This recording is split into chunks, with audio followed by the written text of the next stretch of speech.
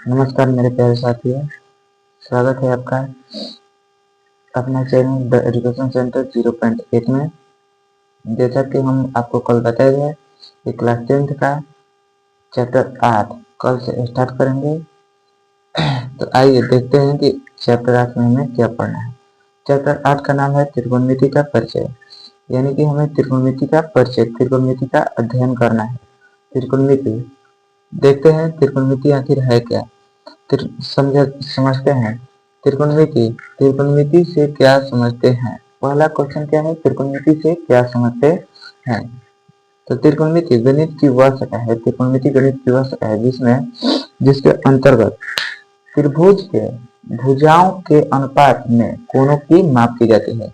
यानी कि त्रिकोणमिति गणित की वह शाखा है जिसके अंतर्गत त्रिभुज के भुजाओं के अनुपात में कोणों की माप की जाती है। त्रिकोणमिति कहलाता है, त्रिकोणमिति कहलाता है। त्रिकोणमिति शब्द का उत्पत्ति जो हुआ है ग्रीक भाषा के ट्राइगोनमेट्रो शब्द से हुआ है, ट्राइगोनमेट्रोन शब्द से हुआ है, जिसका अर्थ क्या होता है, तीनों भुजाओं का मापन। ट्राई, जिसमें ट्राई का क्या अर्थ होता है, ट्राई का अर्थ होता है तीन, और गुणों का क्या अर्थ होता है, तो गुणों का अर्थ होता है भुजा। मैट्रोन शब्द का क्या अर्थ होता है, मैट्रोन शब्द का अर्थ होता है मापन। आगे चलते हैं, देखते हैं समकोण त्रिभुज में त्रिकोणमिति किस पर लागू होता है, समकोण त्रिभुज पर। त्रिकोणमिति संपूर्ण त्रिकोणमिति है जो समकोण त्रिभुज पर ही लागू होता है। यह कहते हैं, कह सकते हैं कि इसमें हमें समकोण त्रिभुज के बारे में ही पढ़ना है। देखिए, समकोण त्रिभुज में भुजाओं के अनुपात में कोणों की माप की जाती है तो उसे त्रिकोणमिति कहा जाता है। एक शब्द माने एक वाक्य में इसका त्रिकोणमिति का आंसर होगा त्रिकोणमिति माने कि समकोण त्रिभुज में भुजाओं के अनुपात में कोणों की माप की जाती है, त्रिकोणमिति कहलाता है। अब देखिए, त्रिकोणमिति का उपयोग आखिर होता कहाँ है। त्रिकोणमिति का उपयोग इंजीनियरिंग, खगोलिकी इत्यादि क्षेत्रों में किया जाता है। इंजीनियर लोग होते हैं जो, देखिए, रोड बनाया जाता है तो रोड का जो मुड़ान होता है उसको आखिर कितना डिग्री पर मुड़ाए कि गाड़ी सही तरीके से मुड़ जाए। ढाल होता है जो पानी न लगे रोड पर, जिससे पानी न लगे, कितना डिग्री पर उसको ढाल करे कि सभी पानी माने रोड के किनारे चला जाए। उसमें भी माने इंजीनियर लोग जो होते हैं उसमें जो भी होता है उस पर डिग्री का उपयोग करके उसे बनाते हैं, माने रोड को किनारे की ओर ढाल करते हैं, तो उसे उसमें भी त्रिकोणमिति का उपयोग होता है। अब देखिए, त्रिकोणमिति के पिता, आखिर त्रिकोणमिति के जनक किसे कहा जाता है। त्रिकोणमिति के पिता यानी कि जनक हिपार्कस को कहा जाता है। किसको कहा जाता है, हिपार्कस को कहा जाता है। अब देखिए, त्रिकोणमिति में मुख्य रूप से तीन निष्पत्तियां होते हैं।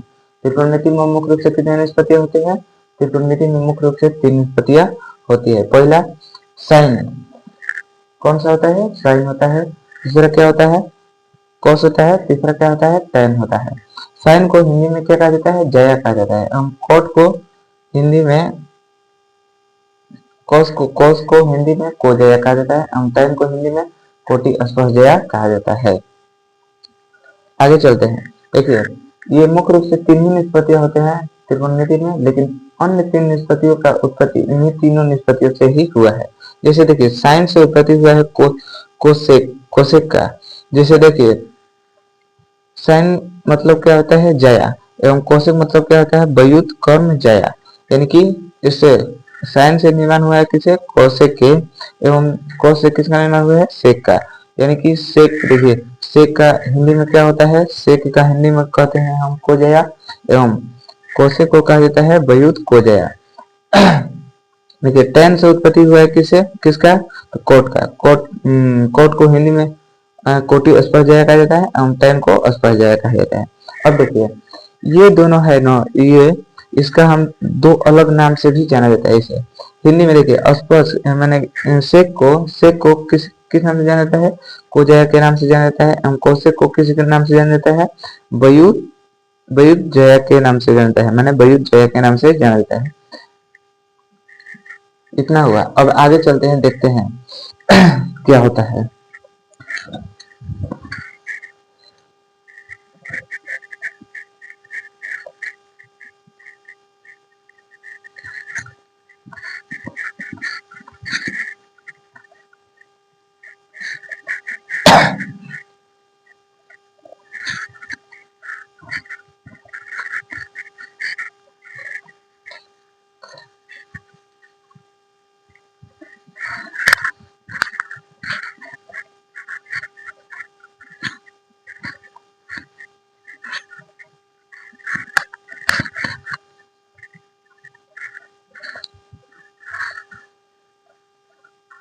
आगे देखिए, देखते हैं आखिर ये साइन साइन है, साइन आखिर शब्द आया कहाँ से? तो साइन शब्द ग्रीक भाषा के शब्द को साइन, यानी कि साइन शब्द की उत्पत्ति किससे हुआ है?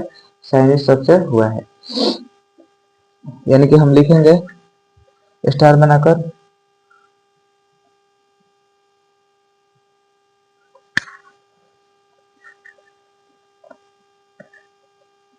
साइन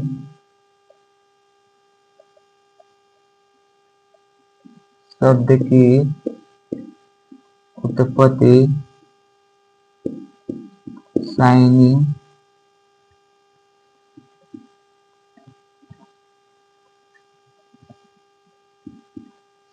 शब्द से हुआ है। अगला लिखेंगे कोस, कोस शब्द की उत्पत्ति, कोस शब्द की उत्पत्ति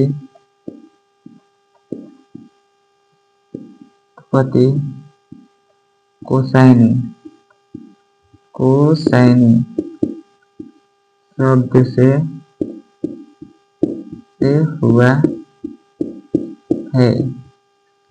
कोस शब्द के लिए कोसाइनी शब्द से हुआ है। एवं टैन शब्द की उत्पत्ति, टैन शब्द की उत्पत्ति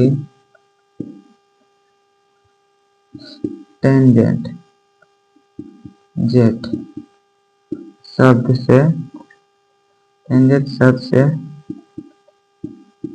हुआ है। टेंजेंट शब्द से हुआ है। एवं कोट शब्द की उत्पत्ति, कोट शब्द की उत्पत्ति कोटेंजेंट, कोटेंजेंट शब्द से हुआ है।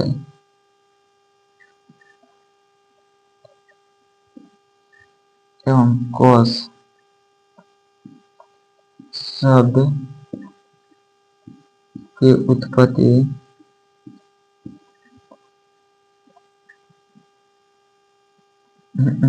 कोस, कोस नहीं सेक, सेक, सेक शब्द की उत्पत्ति सेकेंड, सेक एंड शब्द से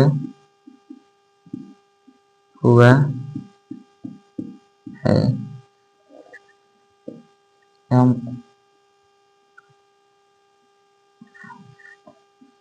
कोसेक शब्द की उत्पत्ति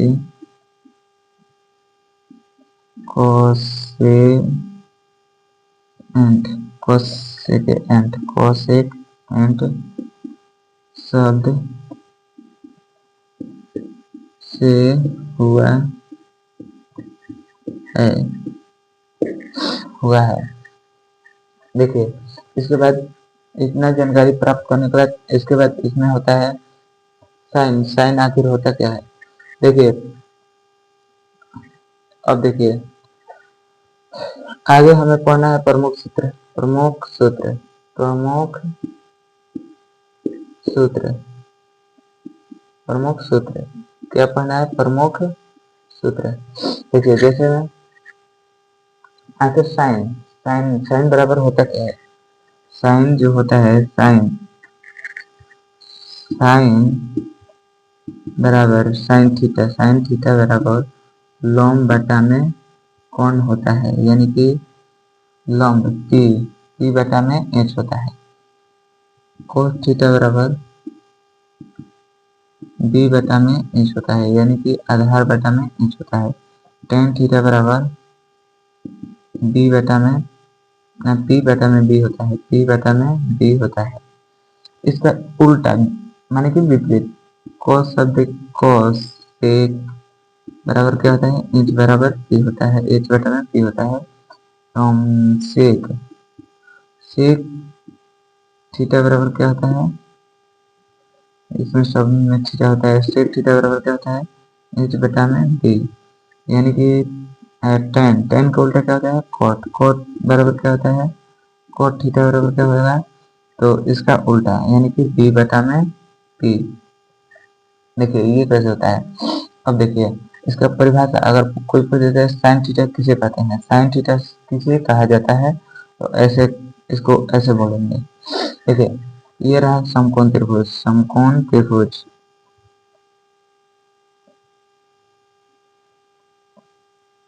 समकोण त्रिभुज, समकोण त्रिभुज 90, ये 90 का कोण बना है, 90 के सामने वाला जो भुजा होता है इसे कहा जाता है कोण, यानी कि इंच, यानी कि क्या होता है कोण।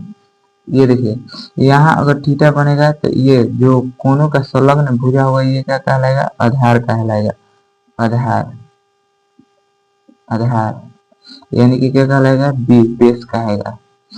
यानी कि देखिए अब ये थीटा के सामने के जो भुजा होता है उसे क्या कहता है, लंब कहा जाता है, यानी कि पी, यानी कि